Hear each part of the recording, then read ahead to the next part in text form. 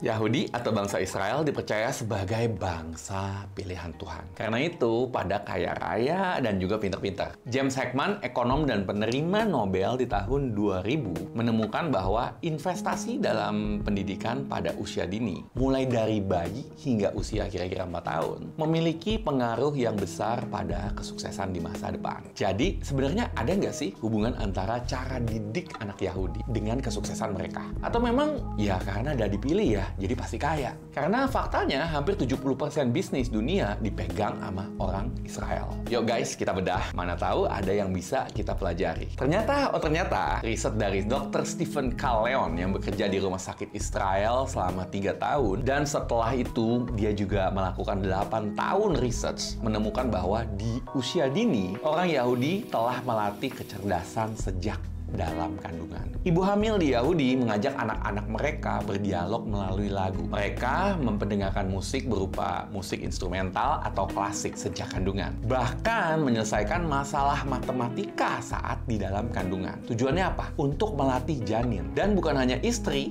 suami pun berpartisipasi. Kalau di keluarga Anda gimana? Jangan-jangan setelah selesai kuliah, nggak ada satu buku pun yang Anda baca. Selanjutnya, mereka menganggap asap rokok itu jahat dan bisa membuat kerusakan otak pada janin. Jadi para suami yang perokok akan berhenti merokok. Kerennya bukan hanya saat istri hamil, tapi juga stop sampai anak berumur 8 tahun. Di Israel, rokok itu tabu guys. Kalau Anda mampir ke rumah orang dan merokok, Anda akan diminta keluar. Penelitian saintis Israel menemukan rokok akan menghancurkan otak dan merusak genetik, serta menciptakan generasi yang bodoh. Singapura juga gitu, melarang rokok di tempat umum, belum lagi pajak cukai gila-gilaan. Rokok mahal banget di sana. Bisa aja itu sebabnya mereka punya standar kepintaran di atas rata-rata. Nah, ini agak sedikit beda ya dengan kebiasaan di Indo, di mana semua orang merokok, bahkan mirisnya kadang lebih memilih merokok daripada makan. Ibu Yahudi juga memiliki pantangan dalam mengkonsumsi makanan demi kesehatan anaknya. Dari di kandungan, mereka rutin makan ikan, suplemen ikan, atau fish oil, mengurangi daging, dan juga makan buah serta kacang-kacangan. Lihat juga cara mereka berdoa. Kebiasaan mereka ketika mereka berdoa adalah banyak menggerakkan kepala. Sama seperti kebiasaan orang Jepang yang sering menggerakkan kepalanya juga. Hai, hai gitu. Dan kebiasaan ini dipercaya menstimulasi dan memberikan otak lebih banyak oksigen guys. Dan kita bisa tahu favorit makan orang Jepang juga ikan. So nggak heran mereka pada cerdas. Umat Islam dalam berdoa juga banyak menggerakkan kepala. Jadi kalau mau lebih cerdas, tinggal tips lainnya aja diikutin. Contoh, mau anak Anda sukses, rawat dari kecil dong. Jauhi dari racun atau rokok. Terakhir, memberikan pendidikan yang tepat. Ketika anak lahir, maka orang tua Yahudi akan membekali mereka dengan pendidikan terbaik yang bisa diberikan. Sejak balita loh guys. Anak-anak akan diajari berkomunikasi. Mereka juga akan diajari matematika, musik, dan bahasa asing. Karena itu, rata-rata mereka bisa berbicara dalam 3 bahasa. SD kelas 1-6, apa yang mereka pelajari? Matematika bisnis.